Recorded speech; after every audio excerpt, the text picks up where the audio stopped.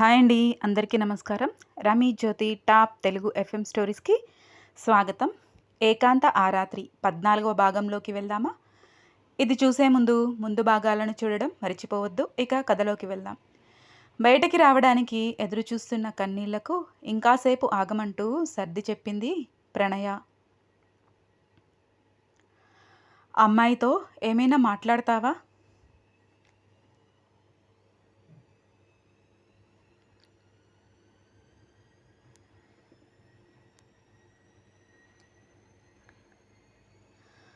అని రాకేష్ని అడిగారు పెద్దవాళ్ళు. వెంటనే వద్దు అన్నాడు రాకేష్. అదేంట్రా, మంచి అవకాశం వస్తే వద్దు అంటావు అని చిన్నగా గుసగుసగా అన్నతో అన్నాడు సాకేత్. నువ్వు ఆపుతావా? నాకు ఎలాంటి అవకాశం వద్దు అన్నాడు రాకేష్. అరే, మరీ ముద్దపప్పులా ఉండకు. ఈ కాలంలో ఇవన్నీ మామూలే. పెళ్ళికి ముందే సినిమాలు, షికార్లు అన్నాడు సాకేత్. రేయ్ ఆపు, నేను నాలానే ఉంటాను అన్నాడు రాకేష్. నిన్ను ఎవ్వరూ బాగు చేయలేరురా అన్నాడు సాకేత్. రాకేష్ చాలా నెమ్మదస్తుడు. తల్లిదండ్రుల మాట జవదాటని శ్రీరామచంద్రుడు అని పేరు కూడా ఉంది. కానీ చాలా తెలివైనవాడు. తండ్రి వ్యాపారం తన చేతిలోకి వచ్చాక చాలా వృద్ధి చేశాడు ఆ వ్యాపారాన్ని రాకేష్. పెళ్ళి అంటే ఎప్పుడూ దాటవేస్తూ వచ్చాడు. కానీ తల్లిదండ్రులు పట్టుపట్టడంతో అన్నీ వాళ్ళకే వదిలేశాడు. ఇక తప్పక దాని ఫలితమే ఈ పెళ్లి చూపులు.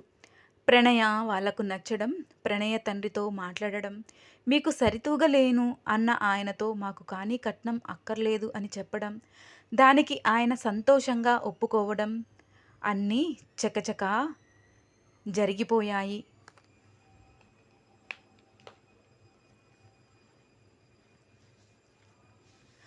అందరూ నవ్వుతూ మాట్లాడుతూ ఉన్నారు. అక్కడ ప్రణయకు కూర్చోవడం ఇబ్బందిగా అనిపిస్తూ ఉంది. ఆ విషయం రాకేష్ గమనించాడు. అతని చూపు ఊసులాడుకుంటున్న ప్రణయ చేతి వేళ్లపై ఆగిపోయింది.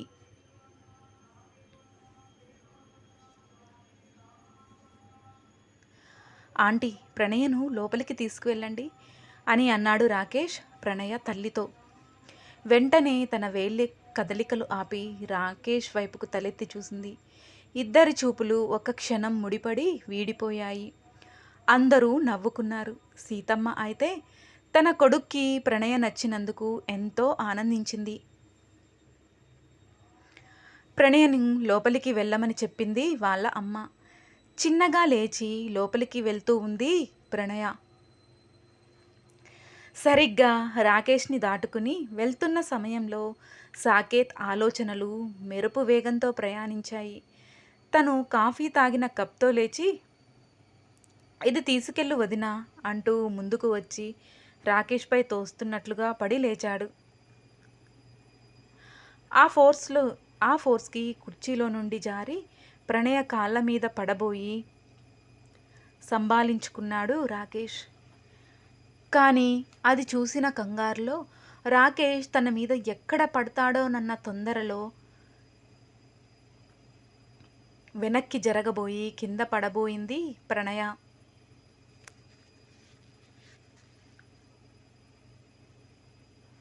మెరుపు వేగంతో లేచి ప్రణయను తన చేతులతో పట్టుకున్నాడు రాకేష్.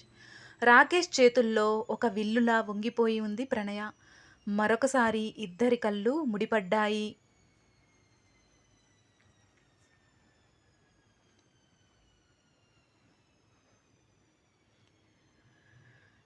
అంతసేపు కంటి కొసల దగ్గర బలవంతంగా ఆపిన కళ్ళనీళ్లు రాకేష్ చేతులు తన నడుమును తాకుతుంటే ఆ స్పర్శ నచ్చక బయటకు వచ్చేశాయి. ప్రణయ కంటి నీటిని చూసిన రాకేష్ ఒక్క క్షణం ఆలస్యం చేయకుండా ప్రణయను సరిగా నించోబెట్టాడు. వెంటనే లోపలికి వెళ్ళిపోయింది ప్రణయ. వెళ్ళి సాకేత్ పక్కన కూర్చుని, ఏంట్రా నువ్వు చేసిన పని, నీకేమైనా పిచ్చి పట్టిందా అని అన్నాడు రాకేష్ సాకేత్తో. లేదురా, మళ్ళీ మీరు ఎప్పుడు కలుస్తారు, అందుకే మీకు మంచి మెమరీ ఇద్దామని అని నసిగాడు సాకేత్. పిచ్చి వేషాలు వేయకు, పాపం నీ వల్ల ఆ అమ్మాయి ఎంత బాధపడిందో అన్నాడు రాకేష్. ఇలా జరుగుతుంది అని నేను అనుకున్నానా? మంచి మెమరీ ఇస్తాను అనుకున్నా, కానీ వదిన చూస్తే నీకంటే ఎక్కువలా ఉంది. మరీ ఎంత భయపడుతుంది ఏంట్రా, ఆ కన్నీళ్ళు ఏంటి అన్నాడు సాకేత్.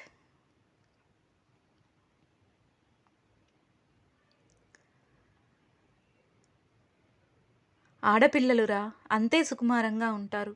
అసలే బెరుగ్గా కూర్చున్న అమ్మాయిని ఇంకా భయపెట్టావు. అసలు నీకు బుద్ధి లేదు, నీకు హద్దు పద్దు లేకుండా పోతుంది అని తిట్టాడు రాకేష్ సాకేత్ని.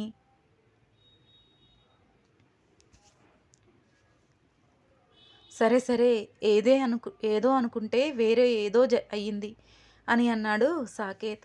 అలా అన్ని మాటలు అయిపోయాక అక్కడి నుండి వెళ్ళిపోయారు రాకేష్ కుటుంబం. లోపల గదికి వెళ్ళిన ప్రణయ నేరుగా స్నానాల గదికి వెళ్ళి స్నానం చేసింది. రాకేష్ చేయి తగిలిన ప్రదేశంలో ఏడుస్తూ మళ్ళీ మళ్ళీ రుద్దుకుంది. అతని స్పర్శ ఎందుకో చాలా కంపరంగా అనిపించింది ప్రణయకు.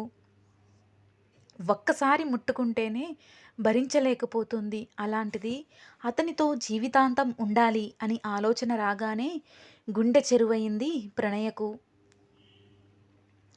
ప్రణయ అలా ఆ స్నానాల గదిలోనే ఏడుస్తూ చాలాసేపు గడిపింది.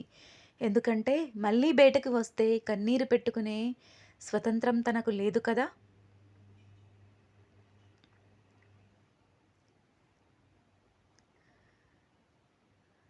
అలా ప్రణయ లోపల ఉండగానే ప్రణయ తల్లి గది లోపలికి వచ్చింది.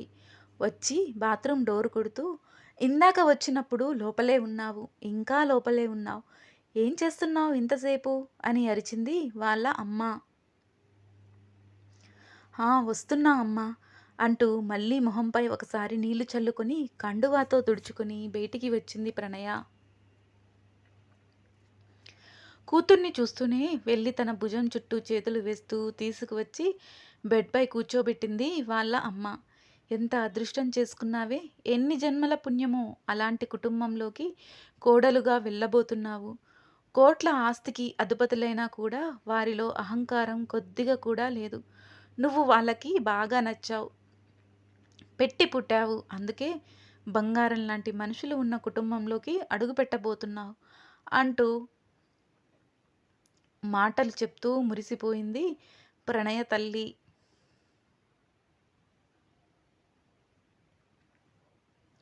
నిజంగా పెట్టి పుట్టి ఉంటే మనసులో ఒకరిని పెట్టుకొని ఇంకొకరి ముందు కూర్చునే దుస్థితి వచ్చి ఉండేది కాదు అనుకుని విరక్తిగా నవ్వుకుంది ప్రణయ. ఎలాంటి ఆనందాలకు నోచుకొని ఆ తల్లికి ప్రణయను అదృష్టం వరిస్తుంది అనిపించింది. మరుసటి రోజు యథావిధిగా కాలేజీకి వచ్చింది ప్రణయ. బస్ దిగి కాలేజీ లోపలికి నడుస్తూ ఉంది. కానీ ఆమె కనీసం తన పరిసరాలను కూడా గమనించడం లేదు. తన జీవితం ఎందుకు ఇలా అయిపోతుంది అనే దిగులుతో నడుస్తున్న ప్రణయ ఎదురుగా వస్తున్న వాహనాన్ని గమనించలేదు. ఆ వాహనం చాలా దగ్గరగా వచ్చి తనను గుద్దబోతుంది అనగా ప్రణవ్ తనను పక్కకు లాక్కొచ్చాడు చాలా ఫోర్సుగా. అలా వచ్చినప్పుడు బ్యాలెన్స్ ఆగక కింద పడబోతున్న ప్రణయను పట్టుకున్నాడు ప్రణవ్. అచ్చం ముందు రోజులాగా ఇప్పుడు ప్రణవ్ చేతుల్లో విల్లులా మారిపోయింది ప్రణయ. ప్రణవ్ చూపుల్లో చిక్కుకున్న తన కళ్ళు చూపు మరల్చాలి అన్న విషయం మర్చిపోయాయి.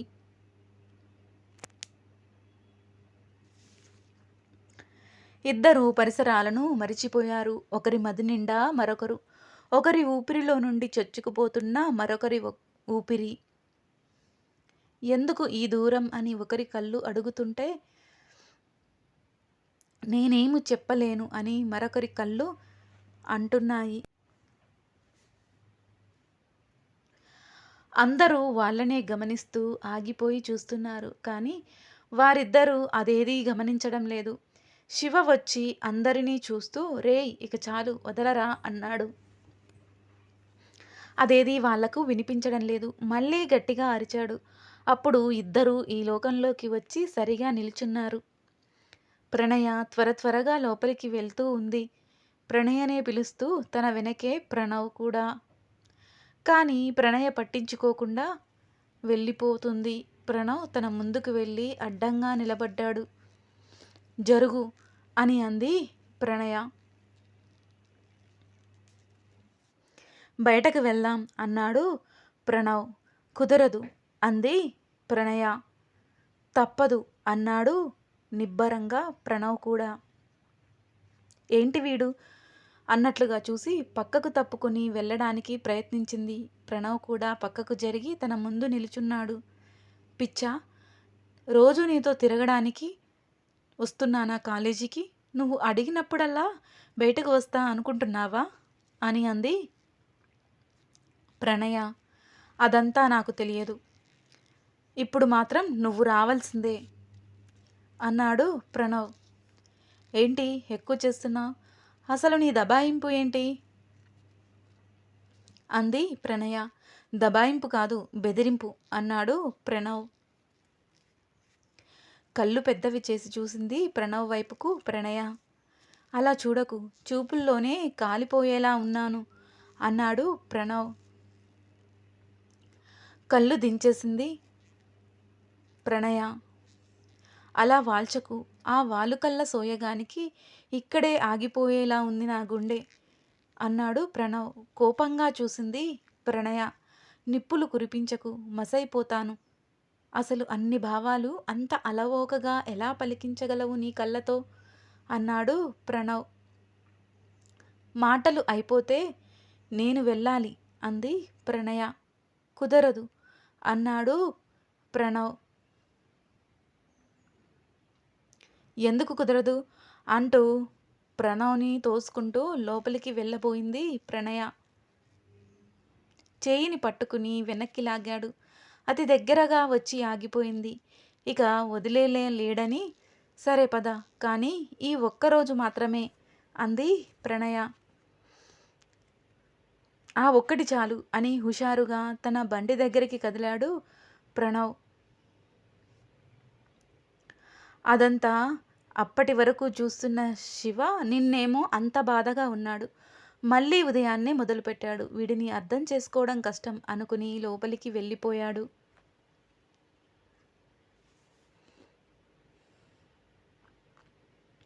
బండి తీసుకువచ్చి ప్రణయ్ ముందు ఆపి స్టైల్గా గ్లాసెస్ తీసి పెట్టుకున్నాడు ప్రణవ్. ఏంటి వీడు ఇంత ఓవర్ చేస్తున్నాడు? ఏదైనా ప్లాన్ వేశాడా ఏంటి? నన్ను అటు నుండి అటు వెతుకు వెళ్ళిపోతాడా? లేకపోతే బలవంతంగా పెళ్లి చేసుకుంటాడా? నాకు ఇష్టం లేదని చెప్పినా వీడికి ఎందుకు అంత కాన్ఫిడెన్స్? వీడు ఏం చేయబోతున్నాడు? ఇలా రకరకాల ప్రశ్నలు మొదలవుతున్నాయి ప్రణయ మదిలో. అంతకుముందు తన మనసులో ఉన్న బాధ ఇప్పుడు కొంచెం కూడా లేదు. ప్రణవ్ని చూడగానే సగం పోయింది. అతని మాటలకు తన బాధను పూర్తిగా మర్చిపోయింది.